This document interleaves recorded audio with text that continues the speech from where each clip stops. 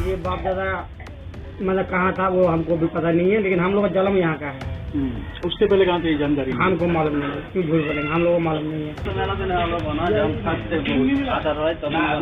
2011। देखा दोस्तों, ये सभी बिहार में रहने वाले नागरिक हैं जो बता रहे हैं कि इनके पास अपनी भारतीय पहचान का सबूत देने के लिए केवल आधार कार्ड और वोटर आईडी कार्ड है, इसके अलावा कुछ भी नहीं। तो कोई कहता है कि उनके बाप दादा कहाँ से हैं, उन्हें नहीं पता। देखिए, आपको नहीं पता तभी तो सरकार पता लगाने की कोशिश कर रही है। पता लगाने दीजिए, आखिर पता तो चले आप सब आए कहाँ से हैं। नमस्कार, मैं हिमांशी, स्वागत है आप सभी का द पैम्फलेट में। बिहार के विधानसभा चुनाव पास हैं, ऐसे में चुनाव आयोग भी दिन रात स्पेशल इंटेंसिव रिवीजन SIR अभियान में लगा हुआ है ताकि भारत में रह रहे अवैध घुसपैठियों को वोटर लिस्ट से हटाया जा सके। ऐसे में आज तक द्वारा की गई एक एक्सक्लूसिव ग्राउंड रिपोर्ट में बड़े खुलासे हुए हैं। इस रिपोर्ट के माध्यम से पता चलता है कि बिहार के किशनगंज में अधिकांश लोगों के पास नागरिकता के कागजात नहीं है और ऐसे लोग अपने परिवार की उत्पत्ति बताने में भी असमर्थ हैं। केवल यही नहीं बल्कि इस बात का भी खुलासा हुआ है कि इस इलाके में केवल बांग्लादेशी घुसपैठिए ही नहीं बल्कि नेपाली घुसपैठिए भी वर्षों से जमे हुए हैं। तो यहाँ पे तो मैं यही नहीं समझ रही हूँ कि आपने इतना सारा नेपाली लोग ढूंढ लिया है, तो बांग्लादेशी ये भी इसका नानी दादी बन रही है, ये नानी दादी बन रही है, बुढ़िया हो रही है। इसका बात सोचिए, अब वैसा आदेश है कि क्या करेंगे, सबको लेकर रख दिए हैं। ये आदिवासी का इनका भी ऑनलाइन सबमिट नहीं हुआ है? जी नहीं, इसका कुछ नहीं किए हैं, इसका कुछ नहीं किए हैं। तो बहुत सारे हैं, आपके यहाँ कितने हैं? 27 याद कीजिए दोस्तों, कुछ दिनों पहले ही निर्वाचन आयोग ने चौंकाने वाले खुलासे किए थे कि बिहार में SIR के दौरान घर घर जाकर किए गए दौरे में बूथ लेवल अफसरों यानी BLO को नेपाल, बांग्लादेश और म्यांमार से अवैध रूप से आए लोग बड़ी संख्या में मिले हैं, जिसके प्रमाण बिहार के किशनगंज जिले से भी मिले हैं। वही जिला जो नेपाल और बांग्लादेश की सीमा से भी सटा हुआ है। इसीलिए ये इलाका लंबे समय से अवैध घुसपैठ का केंद्र रहा है।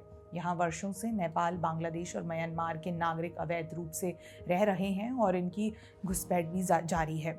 अगर मैं हाल के मामलों की बात करूं तो क्षेत्र में सशस्त्र सीमा बल और सीमा सुरक्षा बल ने कई ऐसे लोगों को पकड़ा है जो बांग्लादेश या नेपाल से अवैध रूप से भारत में प्रवेश कर रहे थे। इनमें से कई के पास फर्जी आधार कार्ड, वोटर आईडी और अन्य दस्तावेज पाए गए हैं। अब फर्जी आधार कार्ड, वोटर आईडी कार्ड लिए ये घुसपैठिए ज्यादातर सीमावर्ती इलाकों में ही बस जाते हैं, जैसे किशनगंज। यहाँ के एक स्थानीय मौलवी का भी कहना है कि गाँव में ज्यादातर लोगों के पास आधार कार्ड और वोटर आईडी के अलावा ज़्यादा कुछ नहीं है। ऐसे तो बहुत सारे होंगे, गांव में लगभग ये तो 4-5 वार्ड मिला के गांव है, ये बैरबन्ना गांव कहा जाता है।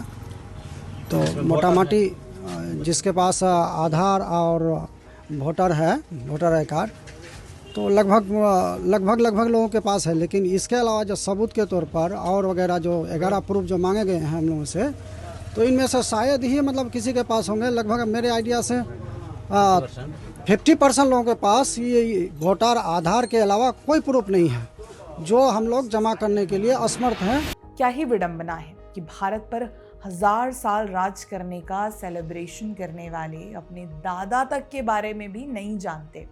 यही कारण भी है कि किशनगंज में 28 जून से 15 जुलाई के बीच करीब 3 लाख निवासी प्रमाण पत्र के आवेदन मिले हैं।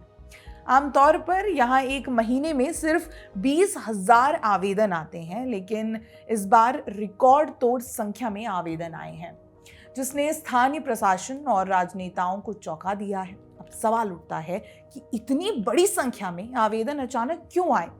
क्या ये अवैध घुसपैठियों को वैध पहचान देने की कोशिश का हिस्सा है? वैसे किशनगंज में इतने बड़े पैमाने पर घुसपैठिए जमे हुए हैं तो ये कोई साधारण समस्या नहीं बल्कि राष्ट्रीय सुरक्षा को सीधे तौर पर चुनौती देने वाली समस्या है।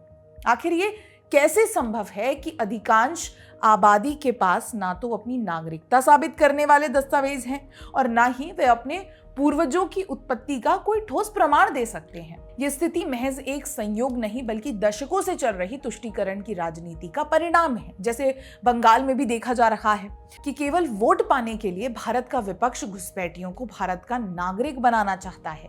यही तो है वोट बैंक पॉलिटिक्स। और अब क्योंकि इन घुसपैठियों के खिलाफ कार्रवाई की जा रही है तो विपक्ष बार बार इस अभियान पर सवाल उठा रहा है कि लोकतंत्र की हत्या कर दी जा रही है।